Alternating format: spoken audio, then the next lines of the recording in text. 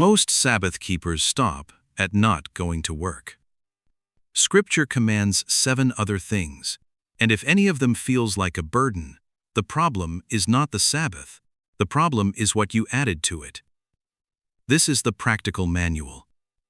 When, how, what counts, what does not, and how to know the difference. When. Sundown Friday to sundown Saturday. Genesis 1 establishes the daily rhythm. The evening and the morning were the first day. Leviticus 23 verse 32 settles it for every Sabbath. From even unto even shall ye celebrate your Sabbath. Nehemiah 13 shows it kept in practice. The gates were shut, as it began to be dark before the Sabbath. Exodus 12, Deuteronomy 16. Luke 23, 6 anchors, 1 pattern, sundown to sundown. If you need the full case, watch From Even to Even. Today we move on to the how. Cease from your work. Exodus 20 verse 10. In it thou shalt not do any work. Thou, nor thy son, nor thy daughter, thy manservant, nor thy maidservant, nor thy cattle, nor thy stranger that is within thy gates. The command is household-wide. Your kids do not get a pass. Your employees do not get a pass. Your livestock does not get a pass. The visitor staying in your home does not get a pass. The Sabbath is a perimeter, and you draw it around your household. Do not cause others to work. Read that verse again. Nor thy stranger that is within thy gates. The reason you do not send your servant out to buy and sell on Sabbath is that you would be commanding him to break it. Nehemiah understood this. Nehemiah 13. Some of Judah trod wine presses on the Sabbath, brought in sheaves, laded asses. He shut the gates of Jerusalem. He stationed his servants at the gates so no burden could come in. This is why a Sabbath restaurant meal is not a rest. It is your rest, paid for by someone else's labor. Same with the grocery run, same with the same-day delivery, same with the paid stream that puts money in a creator's pocket on Saturday afternoon.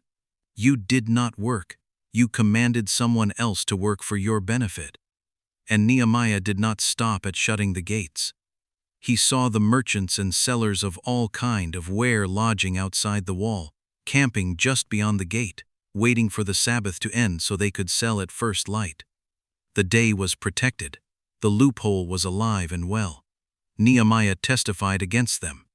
Nehemiah 13 verse 21. He said, Why lodge ye about the wall? If ye do so again, I will lay hands on you. The threat was physical, the threat was real, and it worked. From that time forth came they no more on the Sabbath. The remnant does not have to apologize for protecting the day. Nehemiah shut the gates. You shut the door of your wallet. Prepare on the 6th day. The Sabbath is not a surprise. Exodus 16, before Sinai. 6 days ye shall gather it, but on the 7th day, which is the Sabbath, in it there shall be none. Tomorrow is the rest of the holy Sabbath unto Yahuwah. Bake that which ye will bake today, and seethe that ye will seethe. Friday is preparation day. Cook on Friday. Clean on Friday. Fuel up the car on Friday. Lay out tomorrow's clothes on Friday. Pull cash if you need any. Charge what needs charging. The reason most people experience Sabbath as a scramble is that they skip the 6th day commandment. 6 days of labor includes a day of preparation. Gather. Leviticus 23 verse 3.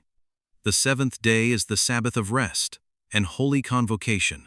The Hebrew is Mikra Kodesh, a set-apart calling out, a gathering. If there is a Sabbath-keeping body of believers near you, gather with them. If there is not, gather your household. Open the scripture, read it aloud, pray together, sing. A live stream playing in the background while you scroll is not a holy convocation. A meal with set-apart conversation around the Torah portion is delight. Isaiah 58 verse 13. If thou turn away thy foot from the Sabbath, from doing thy pleasure on my holy day, and call the Sabbath a delight, the holy of Yahuwah, honorable, and shalt honor him, not doing thine own ways, nor finding thine own pleasure, nor speaking thine own words. Then verse 14, then shalt thou delight thyself in Yahuwah. Delight is a commandment, not a feeling that happens to you, a practiced posture. You take the day that is set apart, and you treat it as the best day of the week, because it is. Set apart food, set apart clothes if you can, set apart conversation. The work week ends, and the Father's Day begins. That is the rhythm of a healthy life. What is allowed? Yahusha settled the boundary cases. Mercy is allowed. Necessity is allowed. Matthew 12. The disciples plucked grain heads as they walked through the field. The Pharisees complained. Yahusha defended them. He healed the man with the withered hand on the Sabbath and said it is lawful to do well on the Sabbath. Luke 14. Which of you shall have an ox or an ass fallen into a pit, and will not straightway pull him out on the Sabbath day? Pulling a stranger out of a car wreck is not Sabbath breaking. Visiting the sick is not Sabbath breaking. Feeding your animals is not Sabbath breaking. Eating food prepared on the sixth day is not Sabbath breaking. The Pharisees built a fence around the law and then accused Yahusha of breaking the fence. The fence was not the law. If it feels like a burden, check the Torah. Here is the diagnostic. If keeping the Sabbath feels like a burden, the burden is not from Torah. Torah is not a burden. 1 John 5 verse 3.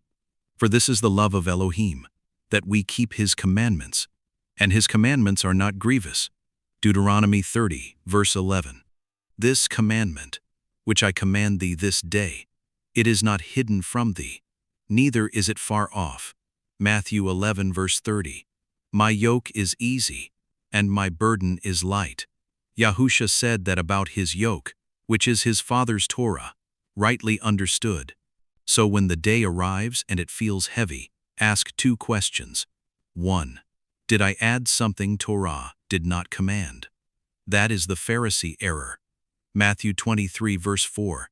They bind heavy burdens and grievous to be borne, and lay them on men's shoulders.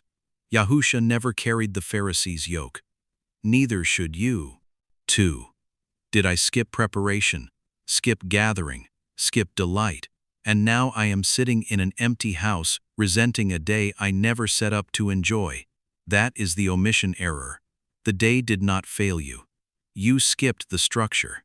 If you added rules, drop them. If you skipped the structure, build it. Torah is not a burden. The additions are. The omissions are. The day itself is a gift. The church taught you Sabbath equals 1 hour of attendance on the wrong day. Scripture taught you a 24-hour set-apart day on the right day, with a defined rhythm. The church taught you that keeping the day is legalism.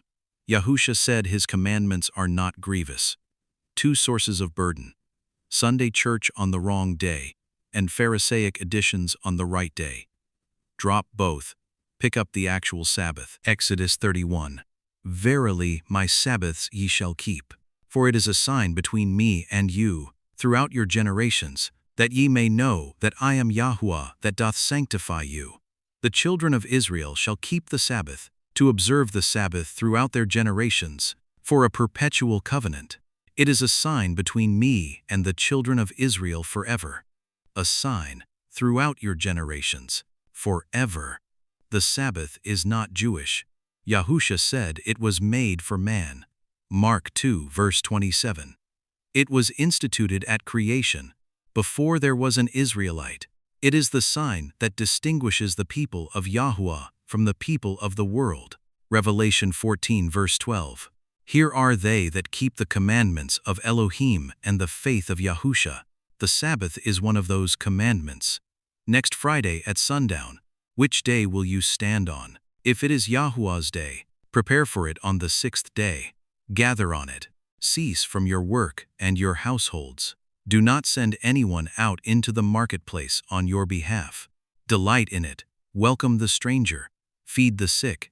And if it feels heavy, do not blame the day. Check what you added and what you skipped. Torah is light. The seventh day is calling.